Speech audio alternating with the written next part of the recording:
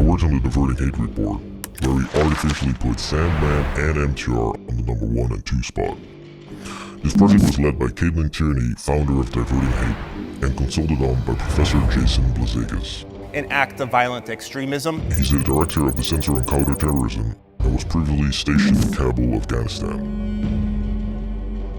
Caitlin told us to use proper research methodology to identify the main targets in the manosphere and retro space. We then use that research to effectively target this audience online. This was a lie. The team heavily manipulated the data.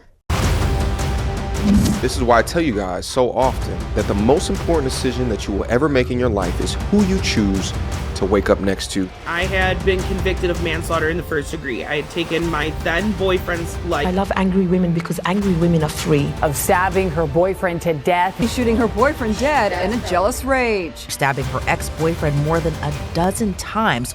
At the point that you recognize crazy, let it go. Nothing is worth the risk to your sanity. Anger, especially in women, is incredibly important. Always be angry. Where women calling themselves femcells are posting extreme, I hate men. we hate men, Kill all men. and violent content. I do think that the key to solve some of the biggest issues within our society today is family building. Is to nurture that rage. Wealth transfer, 2-parent households. When I first shot him, he let out a really loud noise. I do think there's a place for rage. I agree with you, and particularly for women in rage. That is not reality. We need each other. Do anything like this to just basically ruin the lives of a man. Being a stoic, rational, moral man. And I say that anger is just the beginning. No, women are getting more mentally ill. Shooting him in the face. I gave him his nose job. He wanted. They emotionally react to something instead of logically respond to it. Kill more men in each of them, 50 a week, then 100 men, then 500. How many men do you think must be killed before patriarchy begins to dismantle? Liberation movements around the world have always claimed the right to be violent. Killing and mutilating her boyfriend a year ago in Wisconsin. Against occupying forces. I consider patriarchy an occupying force, and I demand my right to be violent. Yes guys, we have now reached a point in society where if you call out truly awful behavior in women, Now mind you, the children are in the house screaming.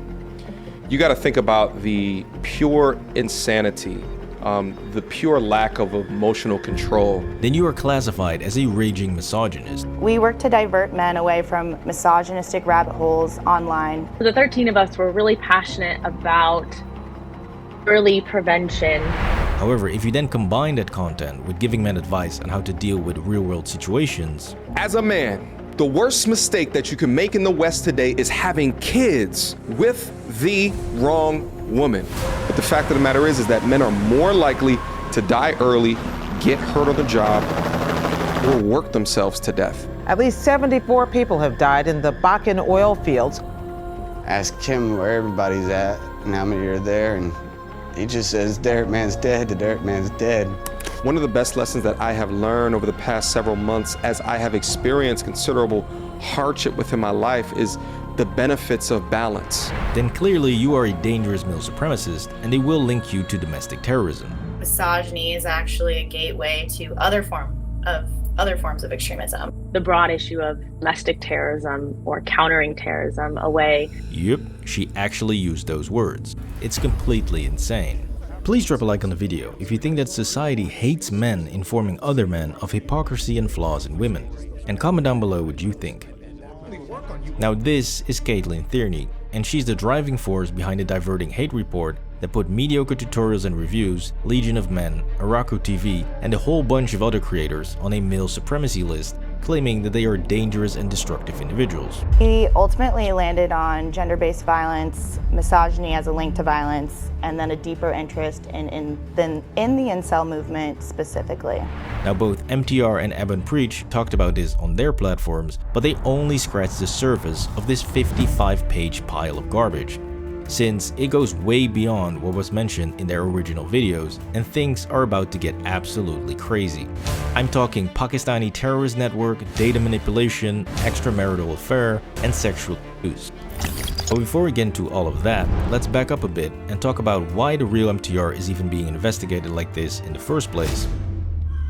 So if you don't know him, the Real MTR, or Mediocre Tutorials and Reviews, is a major content creator on YouTube who focuses on educating men on how to deal with real-life situations. All of the red flags to just go off and think that, well, maybe she'll get better, maybe she'll improve, maybe when there's no incentivization to do so. He's got kids with multiple baby mamas. Please wrap it up, wrap it up, wrap it up, wrap it up. Now, I won't be going into detail on some of these scandals behind the scenes that perfectly explain why Caitlyn was able to get this report with so many errors approved and published, since it might reveal the identity of my source. However, this is where Jason Blazakis comes in, and it makes his involvement both problematic and laughably bad, since Jason was both a paid advisor to this research team and an editor of the final report. Focuses on incel-related violence. Thanks for that, Jason. You see, Jason actually has real-world experience with truly dangerous and extremist individuals. So I was actually in the State Department office as the head of the office responsible for sanctioning individuals and organizations as terrorists. And I was actually in the US government chair when we designated Sirajuddin Haqqani as a specially designated global terrorist. So to put that into perspective here, Haqqani is one of the most dangerous terrorists on the planet, with a $10 million FBI bounty on his head. And the guy who studied Haqqani and tried to kill or capture him for years looked at MTR's content and said, yeah, that is a dangerous individual. Put him on an extremist list in a report filled with misogyny and hate. Now, some of you might think, well, wait just a minute, it's not an extremist list, right? It is a male supremacy list. Well, in that case, you've been tricked by feminist semantics, because the only reason why they are calling it a male supremacy list is because guys like MTR are a little too tan to be called white supremacist or far-right extremist. However, make no mistake, that is exactly what they mean when they say male supremacy. You know about white supremacy, but have you heard of male supremacy? It's a kind of potentially violent extremism that experts say is on the rise. Male supremacy can be defined as a hateful ideology advocating for the subjugation of women. See what I mean?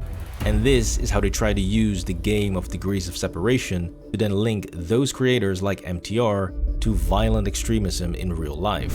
What is referred to as the manosphere, which is essentially the online world where men sort of trade secrets on how to get/control/violate women. Now this very polarizing and dangerous game is exactly the gospel of Caitlyn Tierney, but perhaps the most telling part of this entire report, and clear evidence that they are not being truthful at all, is that nowhere in these 55 pages will you find a single instance of them mentioning their conversion results.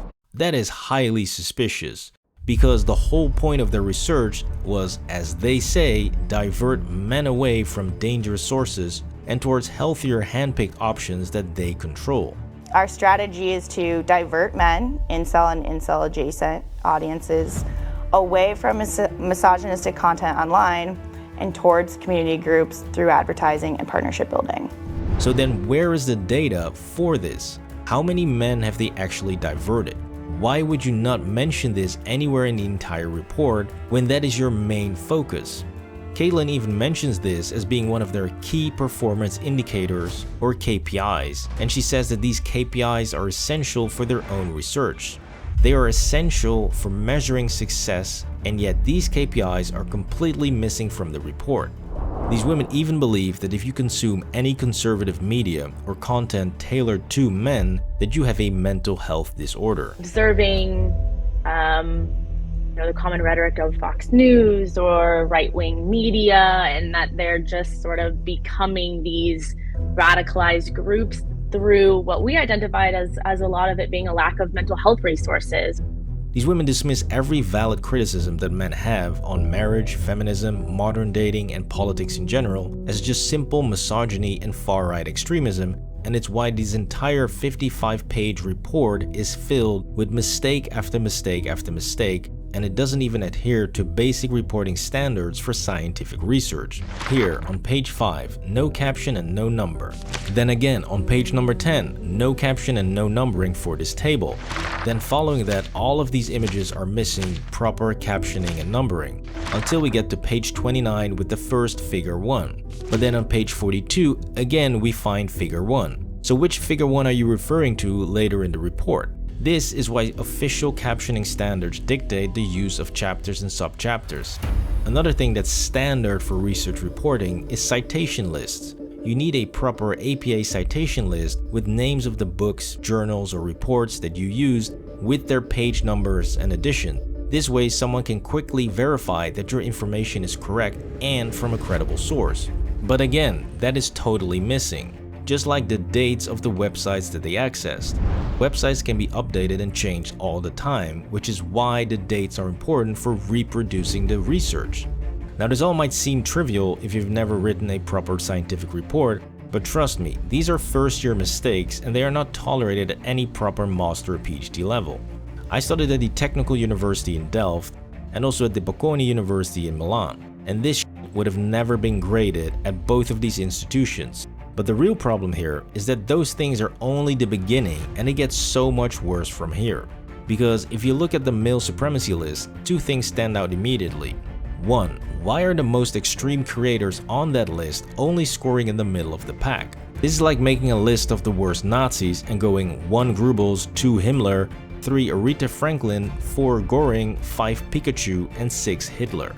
That makes absolutely zero sense. And the second thing that stands out is that by the team's own accord, they claim to be focusing on 11 prominent accounts and influential figures in the manosphere on YouTube. However, they then handpick Sandman and 21 Studios and put them on the list as well. Now, no shade to them, but I'm purely looking at the numbers here, and when you do, that doesn't make any sense. With Sandman, most of his videos for the past 12 months did not break 10k views, and 21 Studios hasn't even uploaded a single video or stream in the past 9 months, and before that, most of their videos struggled to even break 5k views. So how the hell is that considered influential on YouTube? Especially when you have major creators like Alexander Grace easily breaking 100k views per video, or the widely successful and now infamous Whatever podcast that has multiple channels going viral both on YouTube and TikTok, so there's no way they would have missed these or other channels, especially if you would be doing thorough research as they claim. Now obviously, I'm not trying to throw Alexander or the Whatever podcast under the bus here. I don't think either of them should be on a male supremacy list. However, what I am trying to point out is that these so-called researchers are not even following their own logic, and that their own methodology is already falling apart before we even get started with the actual calculations. Now at this point, combined with all the other information, you can already tell that this entire report just stinks to high heaven, and is just a feminist fever dream riddled with errors driven solely by emotion and anger. But wait, it gets even worse, since not only did the team not understand their own measuring metrics, but they actually changed the definition of those metrics and then compared them with industry standards to give a false impression of success. For instance, if you look at the only result that they did publish, which was the ad view rates, also known as the view through rates or VTR, of 50%, then we see that they claim to have beaten the industry average of 30%. That sounds amazing, right? Well, it is actually completely made up, and it's the reason why they won't publish the raw data. You see, YouTube's official method for calculating the view through rate is ad views over impressions. However, not every single ad view counts as an actual ad view. The ad view must comply with one of 3 measuring standards, which are 1. Viewed for 20 seconds on a 20-second video ad, 2. Viewed for 32 seconds on a 40-second video ad, or 3. It must have a click on the ad after 18 seconds of view time. These are the official metrics used to calculate VTR. However, Caitlin and her team did not use this. They made up their own metric, which they state as the skippable video ad is not skipped after 5 seconds. Now, since you obviously can't skip the ad for the first 5 seconds, this way of measuring is going to have a much higher view-through rate, and it tells you nothing about the viewer's interest. It's simply a measure of how quickly someone can click skip as soon as the skip becomes available. And this is why YouTube uses a much more thorough method of measuring. And so by YouTube standards, this leads to an average VTR on the platform of 10 to 15%. So the 30% that Caitlin is referring to is actually from third-party sources focusing on the most highly optimized industry ads that targets the user's interest. However, Caitlin and her team are doing the complete opposite. since they are trying to divert the user away from their interest to something that the viewer is normally not interested in. We saw some interesting click-through rates, especially given that this group doesn't normally click on things that are necessarily good for them, but yet somehow they are still easily outperforming those optimized industry ads. Do you see how insane this sounds? So clearly this is incorrect, and they are presenting false data here. So to summarize this entire mess, in a 55-page report dedicated to diverting men away from hate, not one mention on the actual conversion ratios of how many men they actually diverted, and thus showing us their effectiveness. Not a single mention of their own click-through rates, not a single mention of how many page visits to those alternative resources, not a single mention of their own key performance indicators that Caitlin herself called essential for measuring success.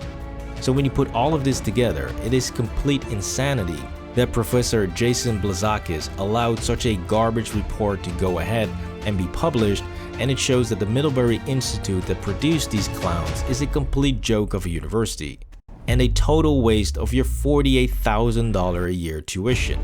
This type of garbage research is why ordinary people don't trust science anymore, and it's why most social science today is complete trash. This was why the real MTR is under attack. Please drop a like on the video and subscribe to the channel for more videos.